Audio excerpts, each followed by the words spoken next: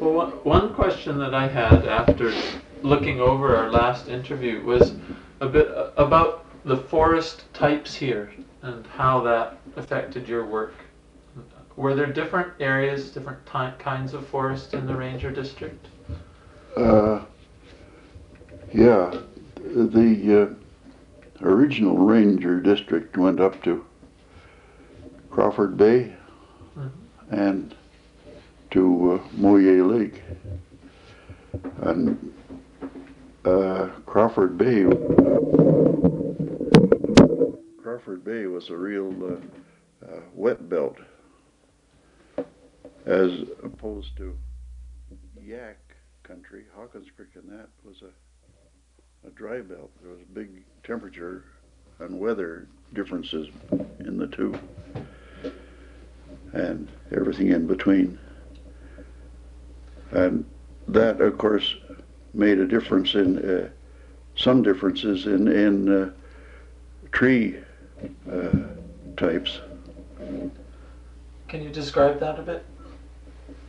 Yeah, and we have, you name it, we got it. As far as trees goes, yellow pine on the south faces with the rocky soil, and spruce and cedar in the wet lowlands, tamarack partway up the mountains, and spruce and balsam up in the tops. It varies every few miles. Now, what else did you want to know about that? Well, I'm interested in how that affected your work. I mean, you must have had to know and learn about different timber types. Yeah. Classify different timber types. In the old days, Creston was classified as having just about everything, and the Ranger District was 5A, which meant that it was high up in various things. Some rangers had fairly straightforward things. We had grazing and wetlands. We had hay cutting. You didn't tell me, you didn't speak much about the rangeland part of your job the last time. I don't know much about that. Well, rangeland was mostly in the Yak country, where there wasn't too much traffic and there was good grass. And we also had good rangeland down here on the Creston Flats, but after it got diked and that, most of the cattle and stock moved either onto private land, pastures and that, or up to Yak. There's something like, I'd estimate 500 head of stock raised up there all summer. And they based it on an animal unit of 20 to 25 acres per cow per season. You need that much range to keep itself fed. What was your job in looking after the grazing? What were your responsibilities? Well, we checked on the permits, the grazing permits, to see that animals were released or on the range as far as the permit was made out for.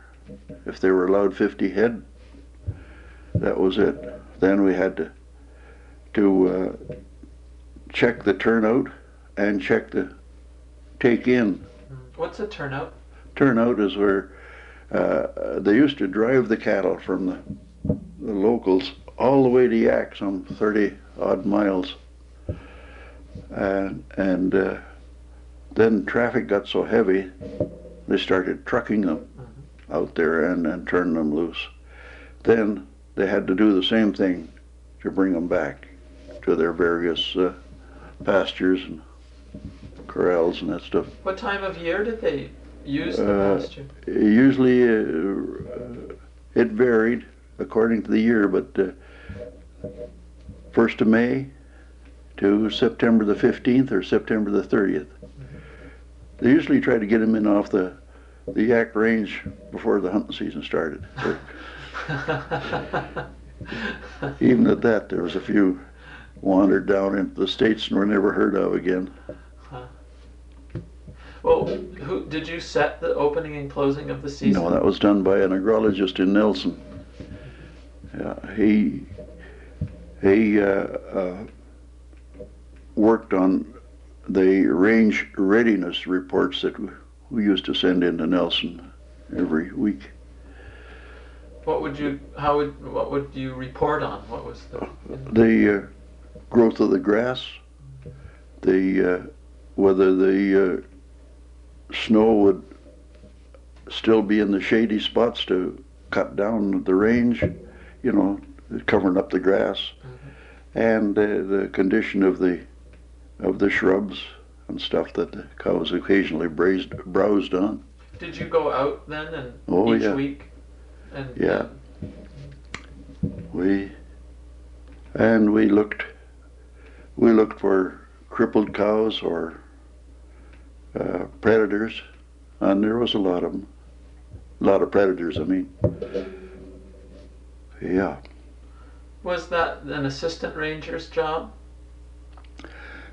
Yeah, they could do it, and a green assistant ranger, you'd take him with you, show him what you were looking for and how to judge the readiness of the range. So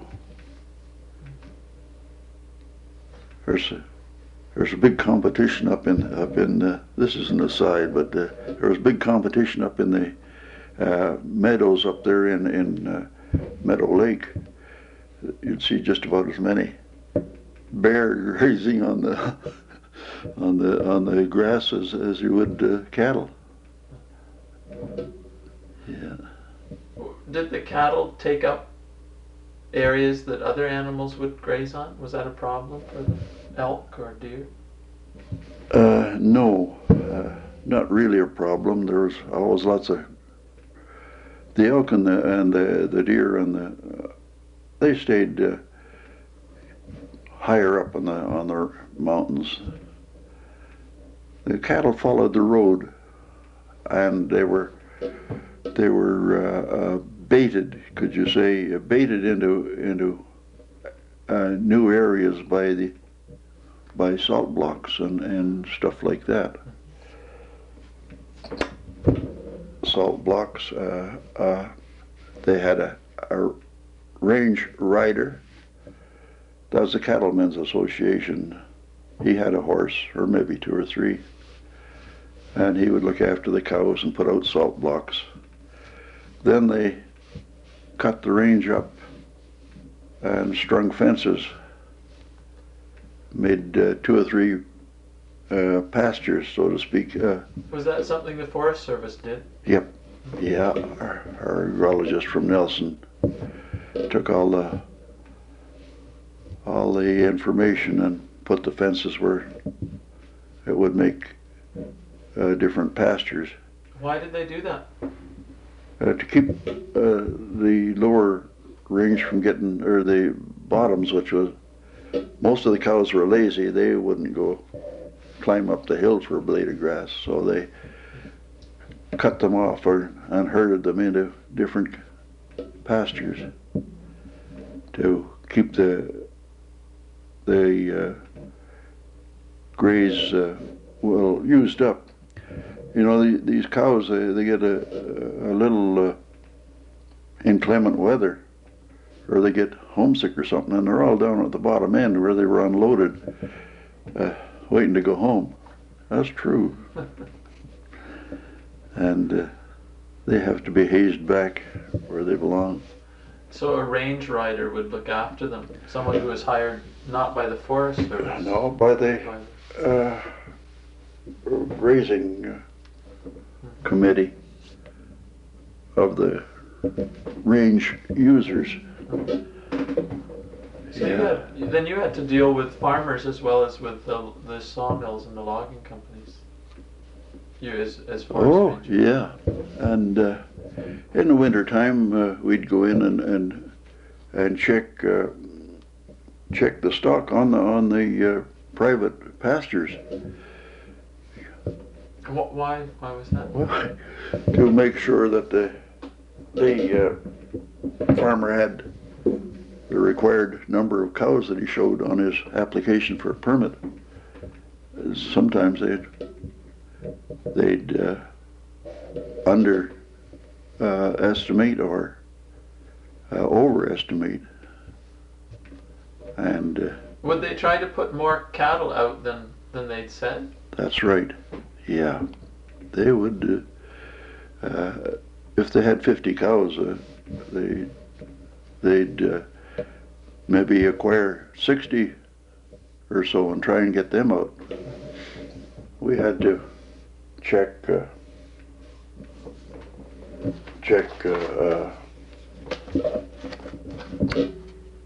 various brands, and we did that in the spring before they were turned out. Then we'd mark them.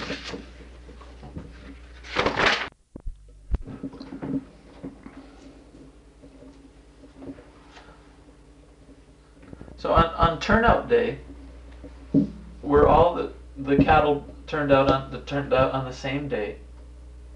Well, trucks to haul them were a big thing. Mm-hmm. But in the early days, they were herded down the main road to Yak, from Creston to Yak. And there was quite a few accidents with cars. Did the ranger usually accompany them? No. We'd walk along to make sure that everything was going good, but I said walk along. We'd drive and see if everything was running smoothly, go on about our business.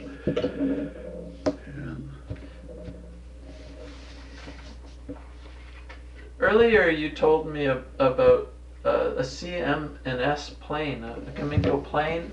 That's right. But I didn't understand why it was here in Creston and flying back and forth. Well, W.K. Archibald was the big man in Trail, Cominco, and he lived here in Creston. And he had a pilot here and a shed and a small plane, and he used to fly every morning over the trail and back again. And Jim got to be friends, Jim MacDonald, that is, was ranger. He got to be friends with Page McPhee, the pilot. And every once in a while they'd take off and look for a fire. That was way back in the 20s. Yeah. So would Jim fly with him? They'd go together? Yep. Yeah. Yeah, I was up on top of the Iron Range one time. I was a timekeeper for a crew up there. This plane come right down and dropped a message to me. That was, I was still timekeeping in them, so that was in the very early 30s. And they just put a paper in a canister and dropped it out of the window of the plane? Tried to hit me. But I got the message and got down to Kitchener in time to be picked up and taken to Yak to another fire. Now, timekeeper, that didn't mean you were, did that mean you were supervising? No, I was just keeping the time for the men. They had foremen, and they had an assistant ranger kicking around somewhere, but I was keeping the time and writing out the time certificates, making sure that a person had one when he left so that he could collect his money. The Iron Range. Yeah, it starts in back of Kitchener and goes north between Duck Creek and Arrow Creek. It's called the Iron Range because it's solid iron. And I was also a first aid man too. Yeah. if there was a timekeeper, then it would have been a larger fire? Or would... Yeah, 50 men. Was this a bad area for fires? Yeah, that was in the days before radio too, you know.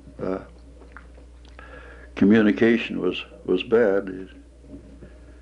You were on a fire, say, or patrolling, and one man would immediately get back to a phone. Sometimes it'd take 2 or 3 hours, but yeah. You'd have to walk out from once you found the fire. Yeah, walk or run. And the fires were supplied by pack horse, pack train.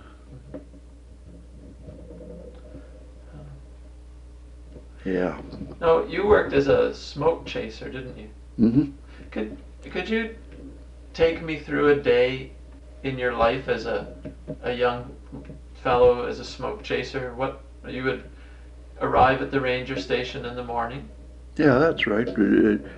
Get up in the morning and there'd be a phone call, or if it was really urgent, why somebody would pick you up at home with a car, and you would take your personal stuff there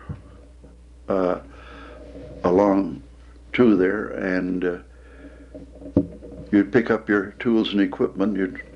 The boss would give you orders as to what you needed. You'd pick up some iron rations and be taken out to the closest area to the fire, closest you could get to the fire.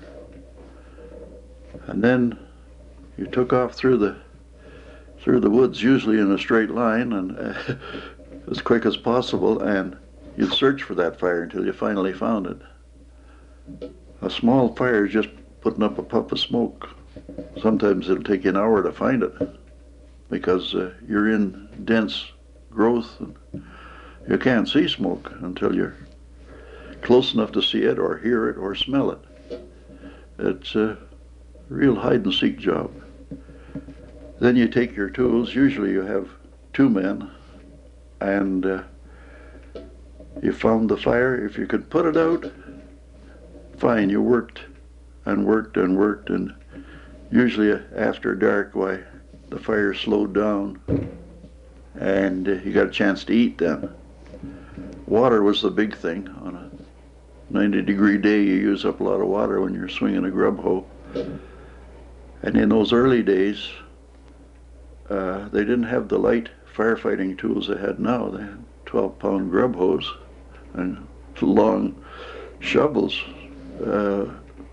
Now they have a smaller version of the shovels. They call it a lady shovel, but you can move a lot of dirt and stuff with it.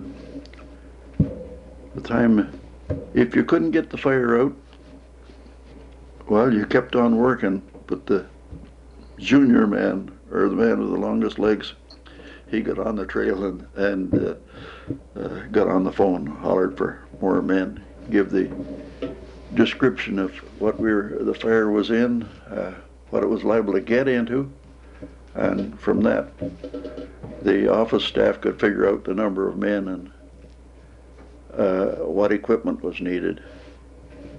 Chainsaws were not heard of. We used to carry a small one-man saw, or sometimes in a larger crew, say 5 or 10 men, you took in a crosscut saw, 2-man saw.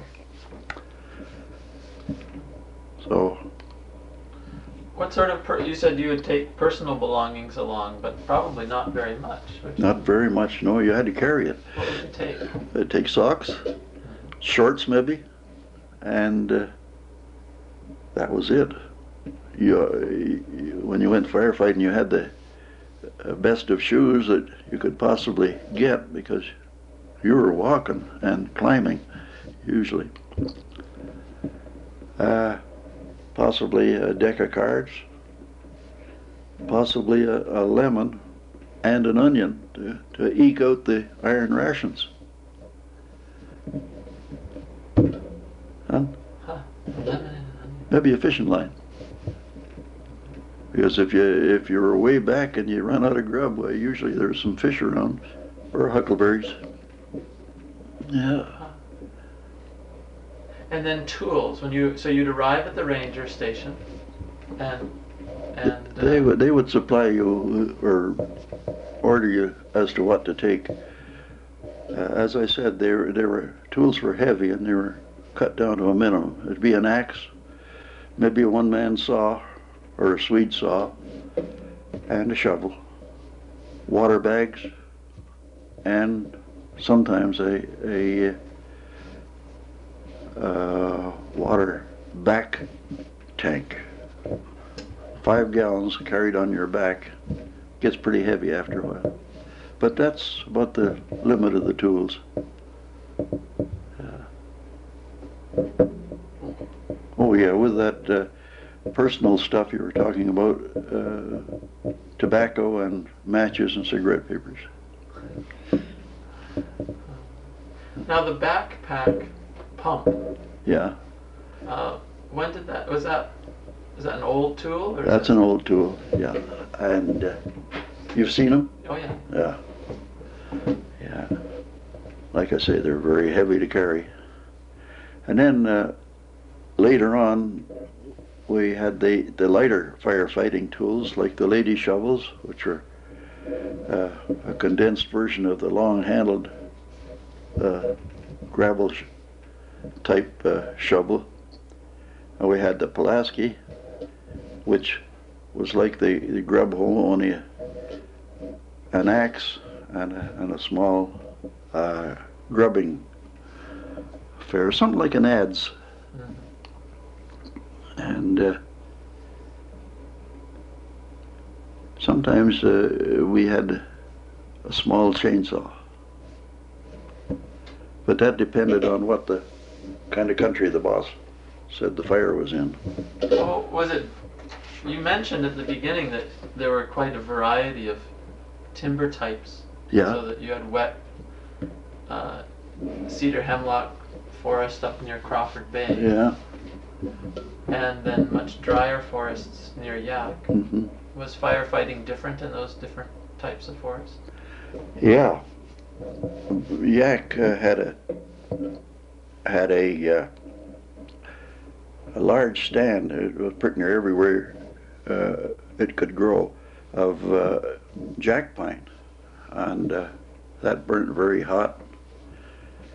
And usually you got a crown fire out of it, where the fire would go into the tops and race along, and then after a while come down on the ground and start a ground fire.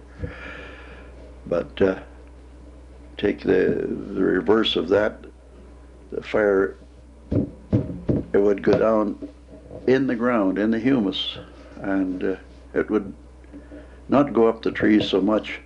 This is up in the wetter areas, then, put it that way. And you'd fight it right on the ground. Then come the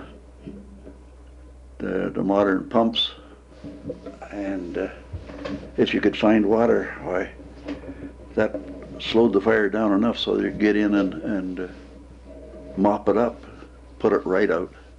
Water won't do that. You have to beat it into the ground. When you say pumps, you don't mean the back pumps, you mean a gasoline I mean a pump. gasoline pump, yeah. They had the first 2 or 3 pumps that went out or were made. They're made by a man named MacDonald at the coast, and you could carry them. A good husky man could carry one of those on his back, and somebody else would carry the hose. But they were just small pumps. There wasn't a very great volume of water come out of it,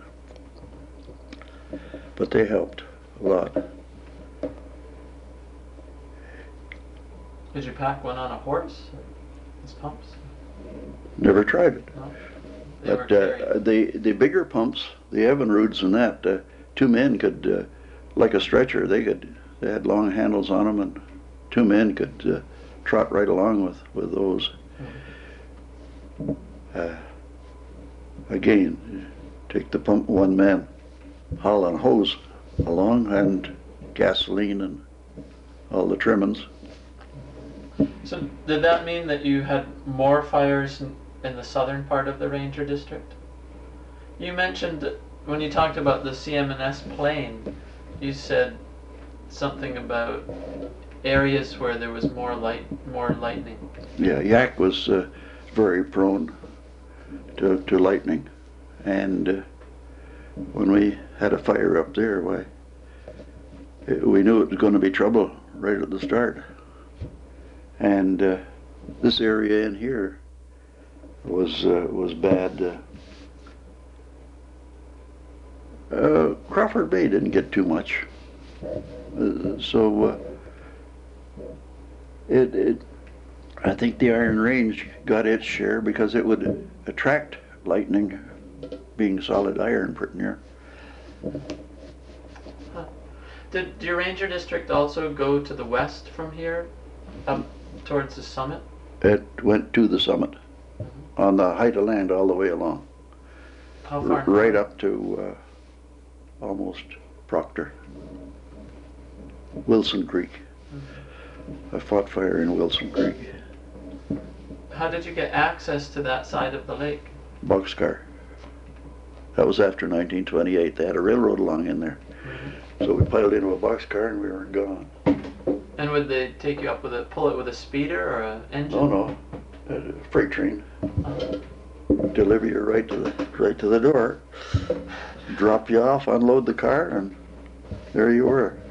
So would you just go down to the rail yard and hop on an empty boxcar? No, the ranger would phone ahead and make arrangements.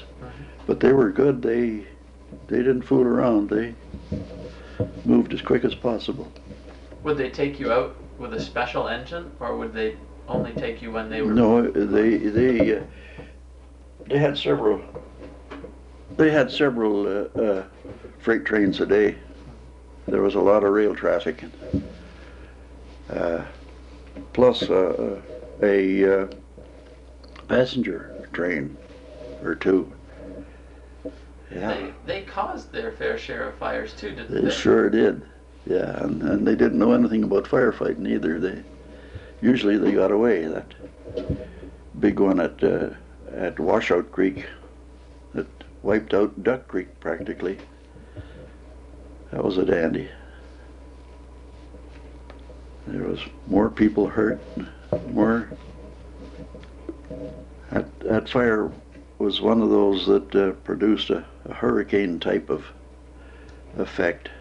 Wiped out a few houses and picked up trees and threw them around. Got into the mill yard down there. This is at Wyndell. Yeah, at Wyndell, yeah. And it threw boards around. And if you ever got hit with one of those, you were out of it. It was all. It was a terrific wind. Caused by the fire? Oh, yeah, yeah. And the fire was caused by the railway? Railway, yeah. It went up the mountain. CPR. They didn't have any firefighters there, and they were the fires were too hard for them to stop. Most of them didn't have the right equipment anyhow. But they had patrols after all those trains. People would follow along on a hand car or a speeder, and usually about 20 minutes later than the train, behind the train, then put it that way, about 20 minutes. So that if there was a fire, it'd have time to start and they'd find it. So did those patrols take place during certain seasons? The summer, yeah. As soon as the weather got dangerous, those patrols were on. Did you call?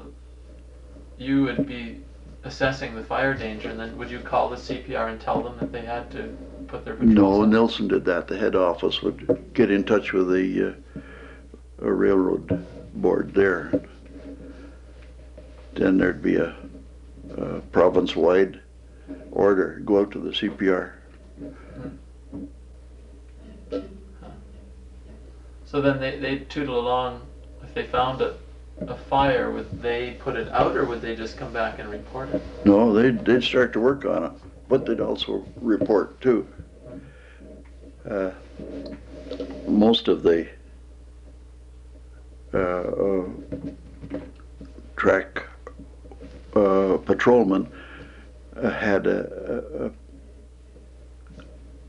way of connecting to the telegraph wires and getting a phone call through. Right. Yeah. So they could say where they were. Yeah. Huh.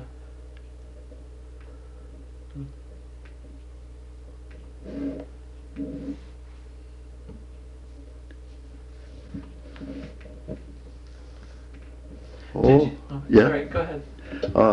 We used to make regular patrols, especially in the spring, ahead of the fire season, to make sure that there was no unnecessary brush or dry grass or debris on the trackage itself, so that they could clean it up before the fire season started. Was that a problem when they were using the line less often? I guess, no, I don't think so. Not, but all those trains were carrying heavy loads, and the red hot cinders had come right out of the funnels and drop on the grass. And some of them had to start a fire, and a lot of them did.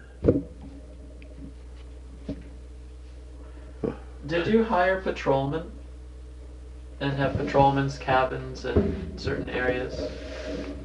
No, this area was more or less populated, and we hired patrolmen like over in West Creston. He was living at home, and he'd make his patrols over there after.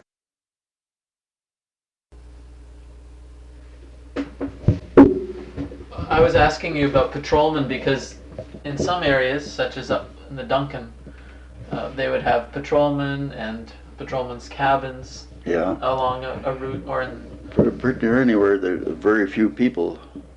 They would have patrol cabins, and usually they contained emergency firefighting tools in case there was a fire there.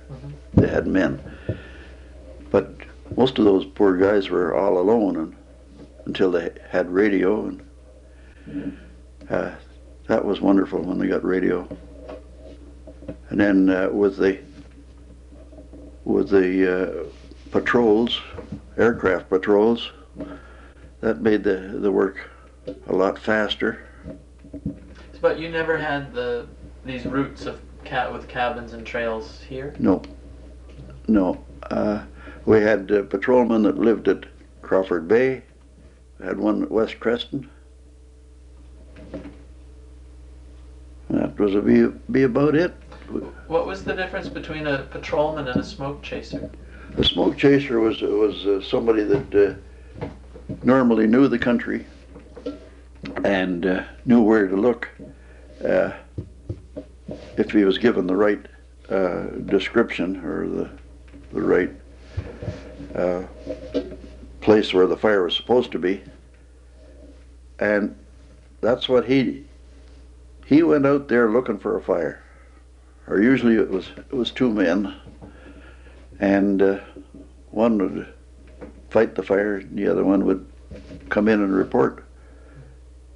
And a patrolman, of course, was set regular routes. He could, after a lightning storm, he would patrol a given area, looking for like a smoke chaser.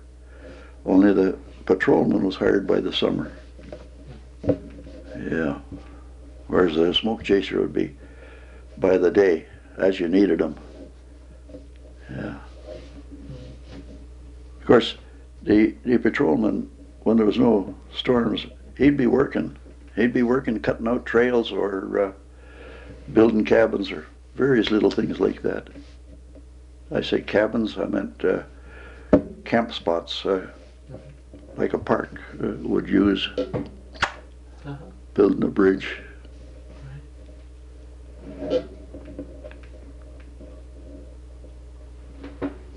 I'm curious about the development of the quota system and the change from there being a lot of small operators to being a few large operators. Mm-hmm. That change took place largely during the time you were a ranger. Yeah. Could you describe that a little bit? How? Not very much, because I'm getting a little hazy in the memory part, but like I told you before, there was almost 100 small operators, and they were, as far as logging went, they were discarded in favor of the larger outfits, and that's when the quota system started to come in. According to the previous yearly cut, or the yearly cuts that they had, they were allotted as close to that amount of timber, and supposed to cut it on a quota on a year-by-year basis. If they went over it, they were supposed to stop. If they went under it, they were supposed to catch up, but somehow that didn't work too good. You know, there's not much more I could tell you about that. Mm-hmm. I wouldn't want to give a wrong impression on some of that stuff. Mm-hmm. But that was a fairly important change, wasn't it? It was, and there was quite an upheaval there when everybody said they were going to go broken, but they're all working now.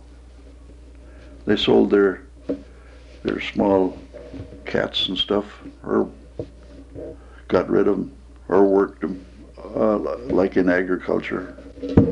They made out, but it was quite a jolt.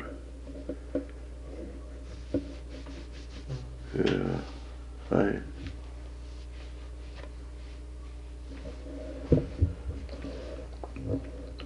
What were some of the other forest values that you were responsible for managing? We've mentioned rangeland and timber, but the water must have been quite important to the agricultural community here. Yeah. We kept the trails up for fast access to water values. Like we get our water from Arrow Creek, there was a trail cut up there. The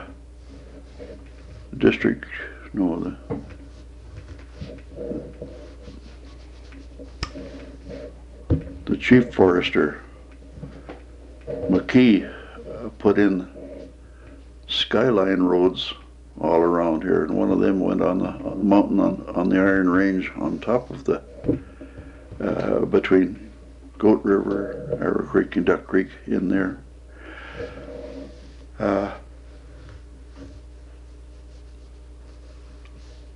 Were farmers or the brewery or other people in Creston concerned about how logging might affect the quality of the water that they needed? Yeah, they were very much affected and concerned. The brewery, not too much. They had worked up a filtering system, but there's a lot of people. All this district takes water from Arrow Creek, and they were really concerned about fire and pollution of other kinds.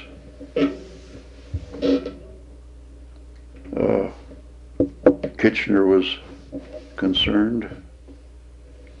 There was logging up here on Sullivan Creek.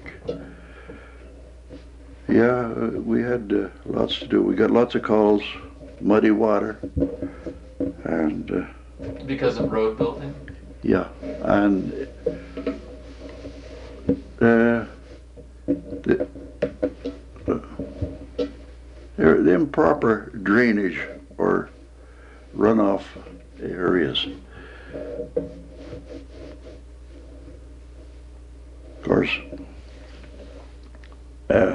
person's trying to make all he can on a logging sale. He's not going to put in an 8-inch culvert when he figures a 6 would do. It's hard to explain. Would the size of the culvert and then the locations of the culvert be up to the Forest Service to determine? Yeah, but not always was it carried out. Regardless of our inspections on that, why, if a culvert was in place, you couldn't, a small culvert, for example, you couldn't get the road torn up and have a bigger one put in. It was pretty hard to get contract conditions fulfilled. You had a book that you carried, didn't you? Was it called 242 or? 242? Yeah, a little notebook. Huh. Yeah. I saw one of those the other day. Yeah, I've got one of the originals downstairs, leather backed. That was, but nothing in it. I can't find any pages for it. But yeah. What sort of things would you write in that? Oh, he'd put in. It was usually in triplicate, and if you gave an order to a logging operator, usually made it out in triplicate, gave him the original, and kept one in the book, and one went on file with orders or regulations to follow and this and that.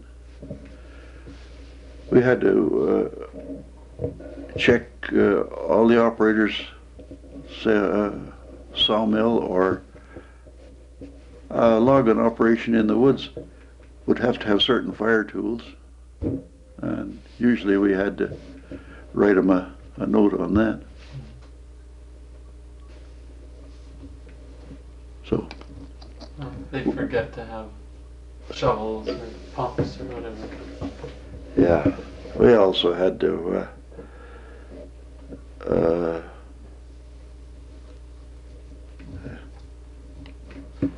if someone was trespassing, I mean, that would be much more serious than not having the right fire tools, I suppose. If someone was...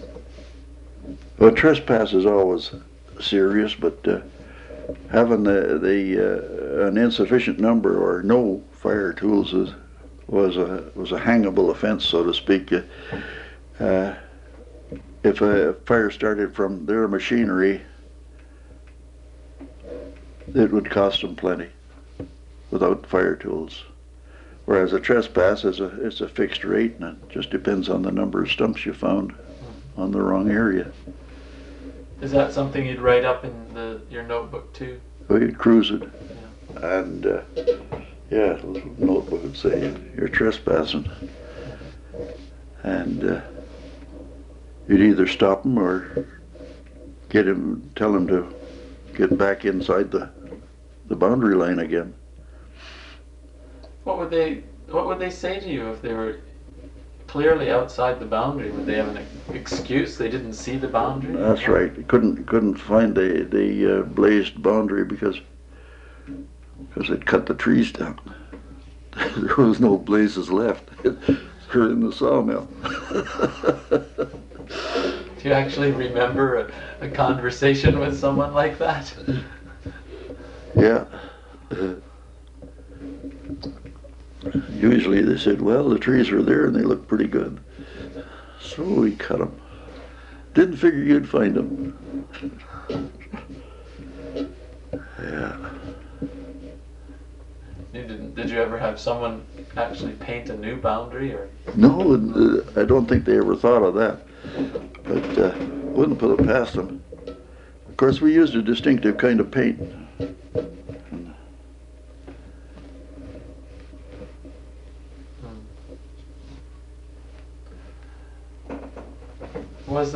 Was trespass common?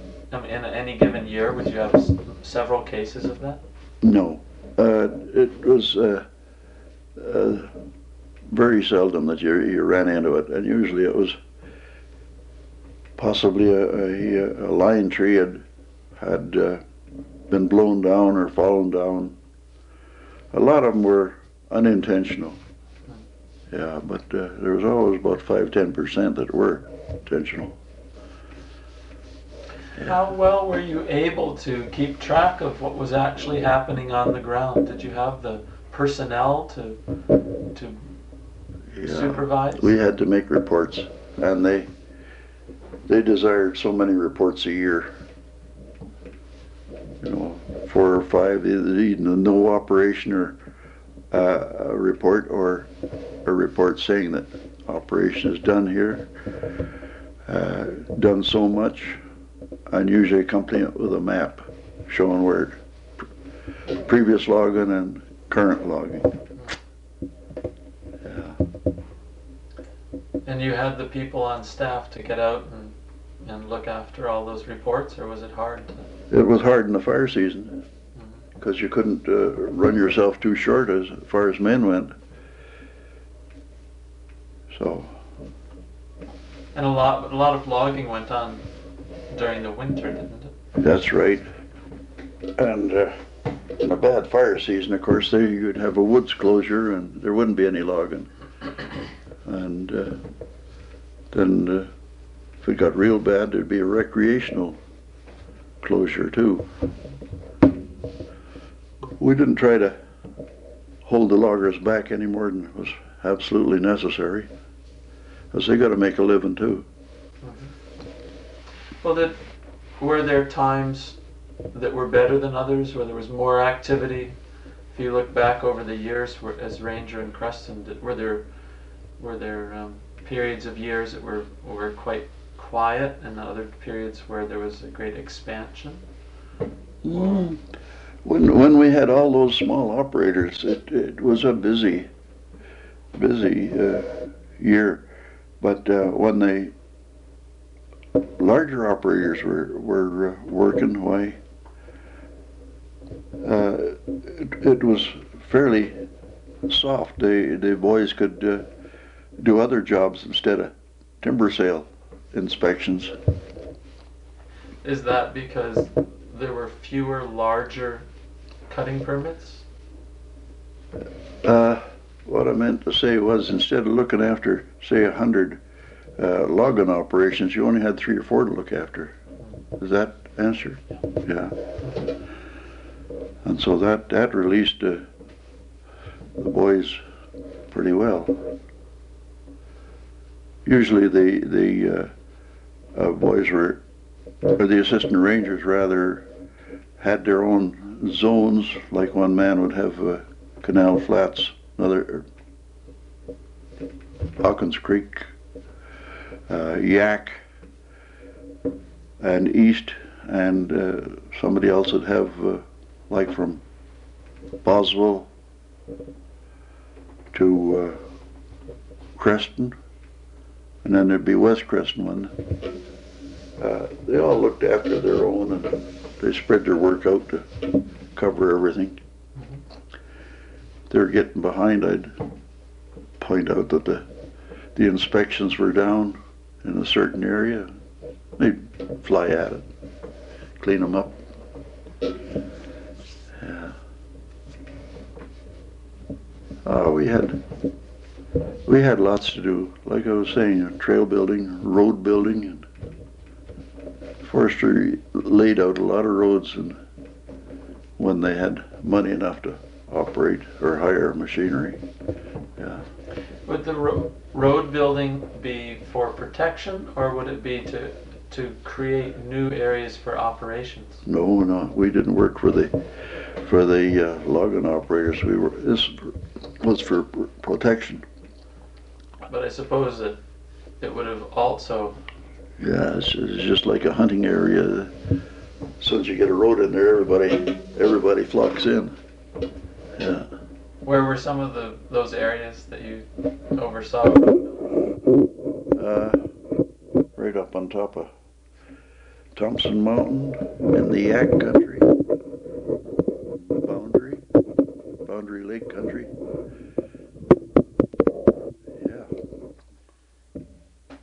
Forest Products logged down here, didn't they? Yeah, they logged in Boundary Lake. And then Creston Sawmills. Yeah. Now, Creston Sawmills and Kootenai Forest were both looking for peelers, weren't they? Yeah, for a long time.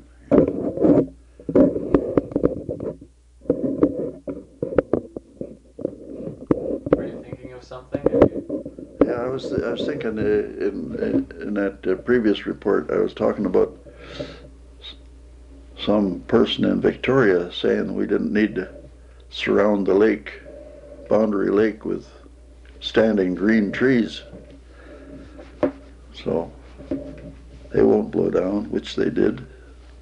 Huh. I forget who made that classic remark.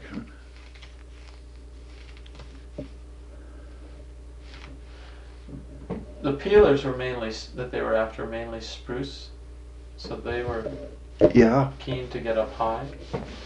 yeah, the spruce without any branches on it. There was a lot of spruce up there. Cottonwood. That's used for a poorer grade of veneer. It must have been quite different for you dealing with a small bush sawmill operation and then dealing with a company the size of Kootenai Forest Products. Yeah, Kootenai Forest Products, they had foresters right on the job, and they were good to get along with. Some of them,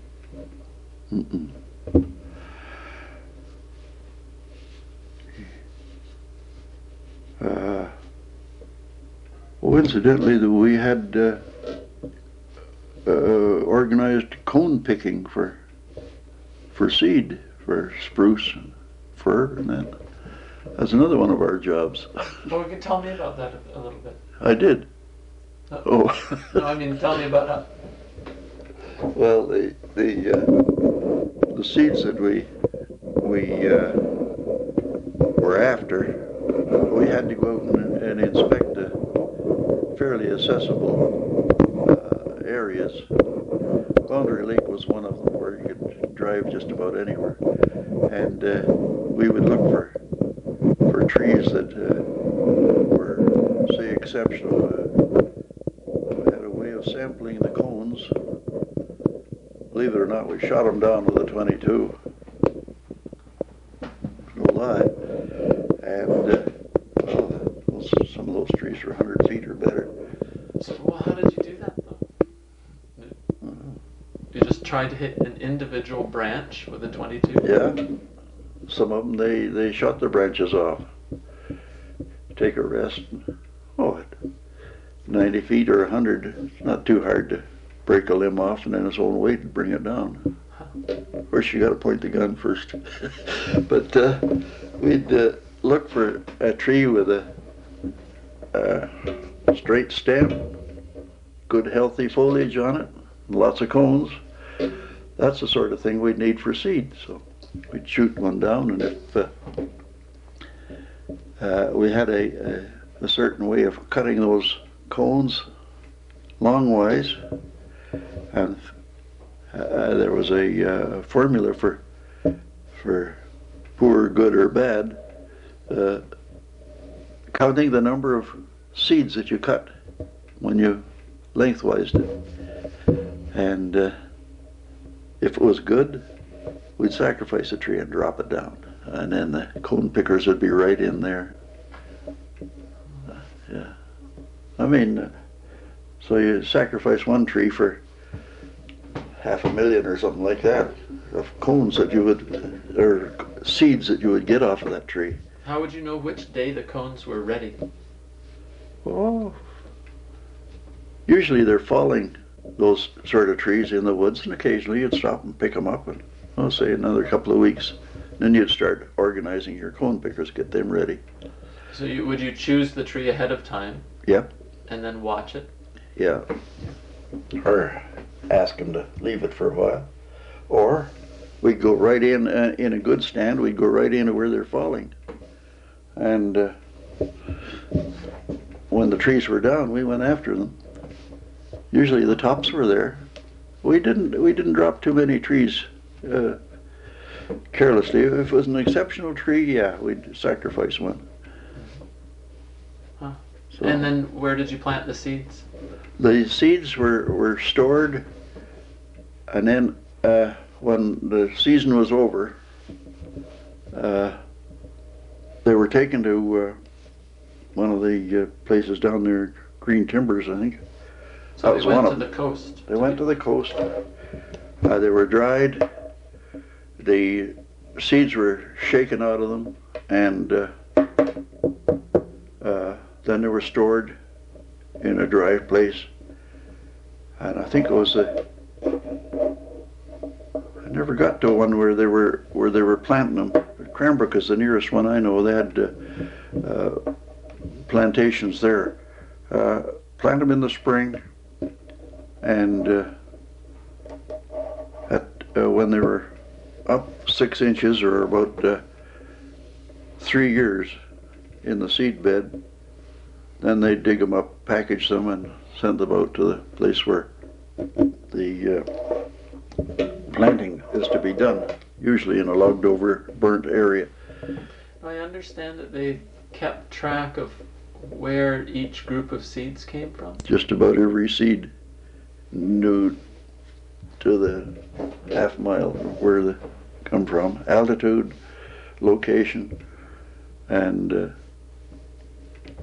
any remarks about the tree. And they were stored in great big cans, square cans that would hold, well, I'd say about 10 gallons. So did you then choose trees or go to collect seed from each type of area and elevation where you would need to be planting? So did you systematically pick Douglas fir and spruce and all the different kinds? We picked fir, we picked spruce. I think once we had a call for larch, and I know one time we had a call for lodgepole pine. Well, what do you mean a call for it? Did you mean Well, a a request? request from Victoria or Nelson, as the case may be. Usually the calls came to Nelson from Victoria. But would you be, when you collected the cones and then they went to the nursery, Mm-hmm. would the seedlings from those same seeds come right back to you for planting? No, not necessarily, but almost always the same elevation, whether it was Cranbrook or Fernie. The elevation played a big part in the way the trees grew. Oh, I see. So you didn't necessarily plant the same seeds. No. But each container had all its history on it, where those seeds came from. So what would the call say? We want Douglas fir from this such and such an elevation range? Well, usually that information came from a logged over area. The timber sale was extinct. The slash crew got in there and possibly, not always, burnt the area to make a seed bed. Sometimes there was no down stuff or underbrush or anything to hinder planting these things. And then the call would go out for I think that would be elevation first and species. But elevation played an awful part in it. Something from 4,000 feet didn't do too good at 5 or 3,000 feet. When did you first start planting, though? That must have been during your time, because there was a time when they didn't plant much, wasn't there? That's right. I gotta think. I'd be guessing at 1950, but somewhere in there. They started planting. Mm-hmm. Do you remember how it was organized initially? I know how it's done today, but it must have been quite different then. Not too much. We laid out the areas that our planters were going to work on. Sometimes we strung a few flags just to keep them in line, and then what was it? Every 6 feet, they planted a tree. Did you hire contractors to take care of the whole thing, and then? No, at the start we hired the planters. Mm-hmm. Yeah. So did they have, today they have bags and shovels that are specially made. Did you have all this equipment then? No, they used a bag carried on their arm with these seedlings in there. And the seedlings were pretty well in tubes. They were individually packed. Mm-hmm. And oh, now hold on. At the start, they did not have those tubes. They were a later invention. They were bare root. Bare root, yeah. Mm-hmm. And they used a long bladed grub hoe type that you could sock into the ground and tilt, and then, yeah, and a blade about 3 inches. 3 inches wide and a foot, 14 inches long. That was called a hodad? I don't know, but I got one down in the shed. And you hired these people by the hour? Yeah. And we had good viability from them. I mean, 75-80% live ones grew, but some of the later stuff they weren't so hot. They were down around 50, some of them. What made the difference? Why? Careless planting. Yeah, careless. And was the carelessness caused by the change to piecework, or by what caused it to change? Oh, I would say that the planters, crews, were out to get as many planted as they could, and they sometimes broke the stems, tramped them in with their foot, and crushed the roots. There was a lot of kill in them. And we checked those areas, or test plots in those areas, for 3-4 years. See how the deer were doing. They were eating a lot of them. Yeah. Did you go to plant? Why did you start planting rather than letting natural regeneration come in? It wasn't coming in. And see, the Americans have a way of they're clear-cutting area. They'll go over it with a sort of a crushing machine that breaks the remaining wood down into a pencil length. But something like our chips that we use in what do you call it, hog fuel?